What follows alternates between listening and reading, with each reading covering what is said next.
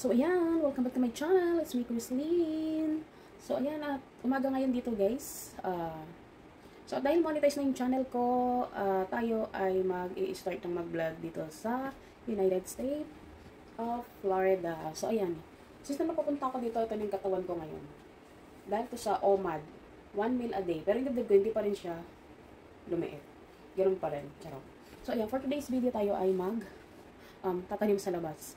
So, itatanim ko yung mga buto na pinatuyo ko and then preserve para matanim ko siya. So, iba dito, ang lupa rito is hindi kagaya ng lupa dun sa Pilipinas na pwede ka talagang magtanim kung saan-saan. Dito, kailangan bibili ka pa ng lupa, ilalagay mo sa malaking pot, sa paso, ayan, bago mo siya itanim. And then, ayun, at dahil nga itong lugar na to is malapit ang mag-winter, kinakailangan itanim ko siya sa pot para may papasok ko siya rito sa loob ng bahay pag nag-winter na. Winter, charot. So tara, come on guys. Samahan niyo ako. So ito na oh. 'Di ba? Ang laki na pinagbago ng aking ano. Pero may bilbil pa din ako. May bilbil pa rin. So ayun pa rin. Bawasan lang yung aking ano. Taba-taba. So tara na guys. So ayan, lalabas na ako. Grabe dito, walang katao-tao dito kahit sa labas. Tapos kapag ganito yung suot mo, hindi ka nila papansinin. As in, wala silang pakialam kung anong suot mo. Maliban na lang siguro magbibad ka. Sure. So dito, walang pakialaman na suot dito guys. At walang masyadong kapitbahay dito. Ewan ko ba, ghost town ata itong lugar na to. So ayan, ito nga pala yung papakita ko sa inyo. So ito yung tinanim ko na kalamansi. And then yung binili ng asawa ko na puno ng mangga na hanggang ngayon hindi pa namumunga. Pero ito namunga na to. Mamay kakat natin yung mga dry leaves. So ito, ipapakita ko sa inyo yung aking itatanim. So may tinanim nga pala ako ditong tanlad. Pero tumubo na yan eh. Nag-failed lang siya. Kasi nagbagyo. Grabe kasi yung bagyong dumaan dito. At yun nga, ito yung banana. Dapat to nasa ground talaga to eh, hindi to sa paso eh. So, yung sinasabi ko sa inyo, hindi pwede talagang basta-basta magtanim dito ng mga fruits kasi yung lupa niya is iba. Ganyan yung lupa niya. So, yun yung lupa na gagamitin ko na soil. So, magtatanim din tayo ng tanglad. Ayan siya, mabubuhay pa yan. Tiwala lang. So tara, mag-umpisa na tayong magtanim. So ipapakita ko sa inyo yung way ng aking pagtatanim dito sa ang dami kong kagat oh. So ayan, may bagong kagat na naman ako. So meron din dito. Marami rin ako ditong kagat. So buti na wala na yung iba.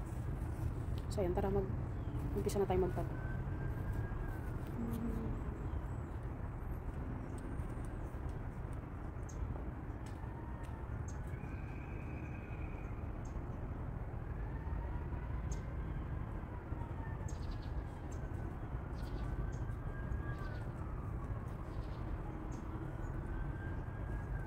So, ayan guys, ito yung itatanim natin.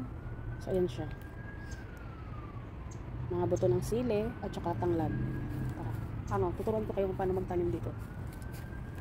Parang wala akong gana, di pa ako nagkakape. So, ito yung aking pot. Tanggalin natin ito.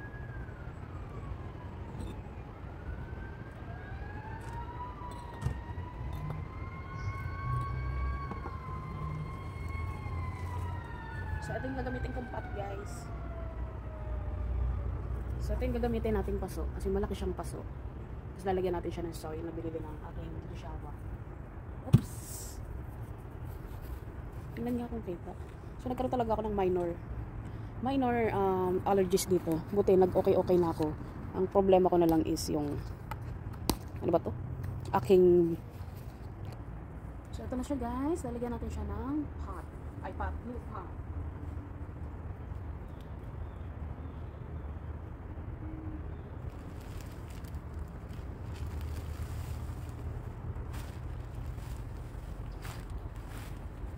Bigat pala nito. Sa ating lupa na gagamitin to. So, ayan na. Sa ating lupa na gagamitin natin para sa ating pananim. Kukuha ko ng asarol.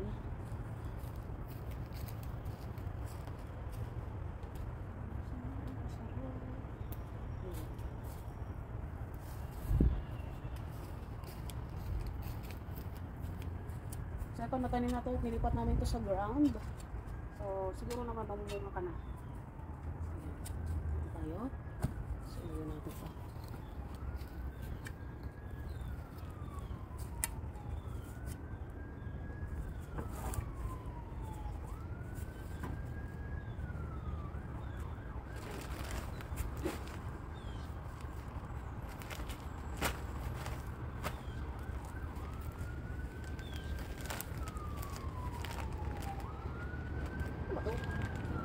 hangin ko.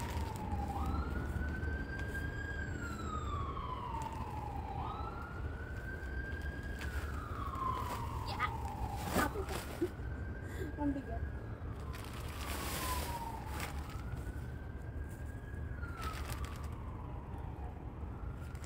Sa topsoil siya, guys.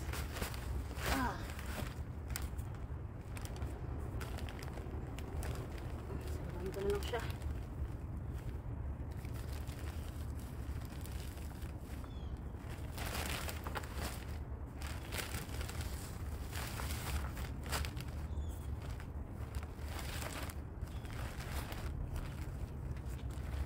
Parang biodegradable to kasi topsoil eh.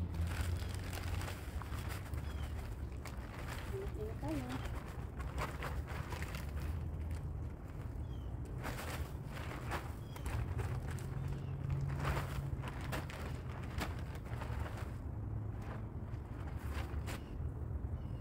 So ito na.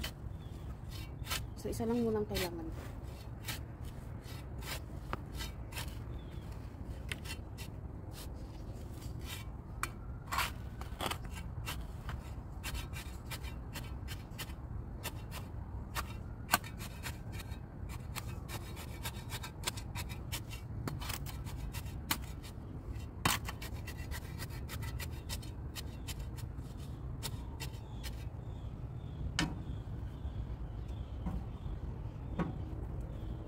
So, naniniwala ako na mabubuhay pa siya, guys. Naniniwala ako na mabubuhay pa. Labang pa to.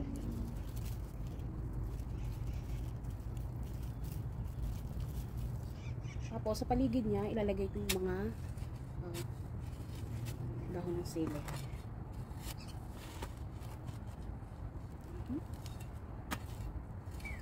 Kahit naman tusok-tusok lang yan eh.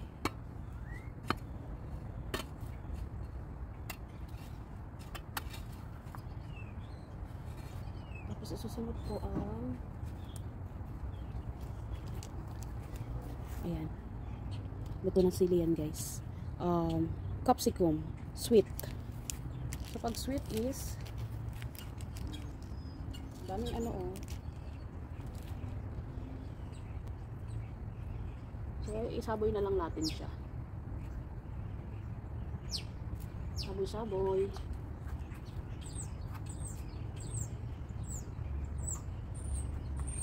Tapon-tapon lang natin. So guys, sinaboy ko lang siya dito sa ating pot. So kung nakikita nyo, dami kong peklat sa kamay. Yan, sinaboy ko lang siya dito. And then tuyo na yung aking sili. O yung sili ko. Meron din akong hot pepper. Halo-halo na yan. Kung sino mabuhay sa kanila. Sa paligid sila ng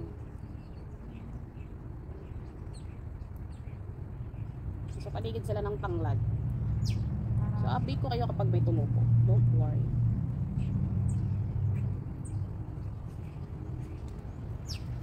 Tabon-tabon lang natin. Para siyang ano no, buhangin. Parang buhangin.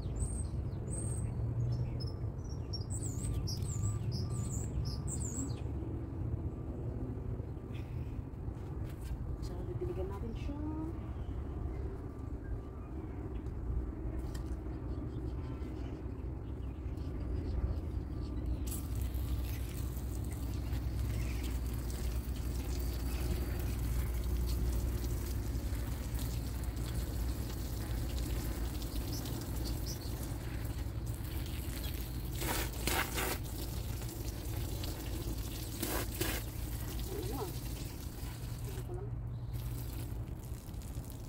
Bibigyan lang natin siya ng konti.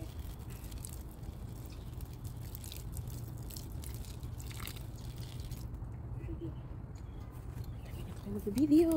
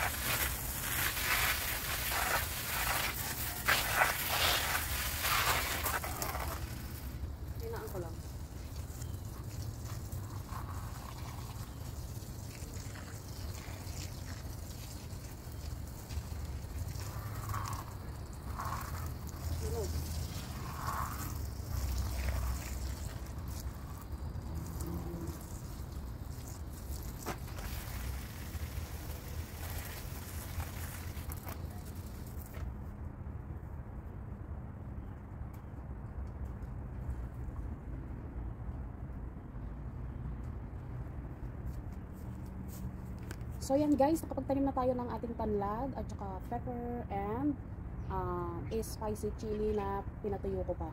So ayan ang ganda ng aking So ganito pala yung resulta pag hindi ka kumakain ng kanin araw-araw, no. Nababawasan yung taba-taba talaga. So ayan guys, yun lang. Update ko kayo kapag tumubo na siya, kapag naging successful yung tubo ng ating ano ba to? Tanglad, tsaka sili. So yun lang, don't forget to subscribe, hit the bell for notification para updated kayo sa aking mga new video like this. Ayan, thank you so much for watching.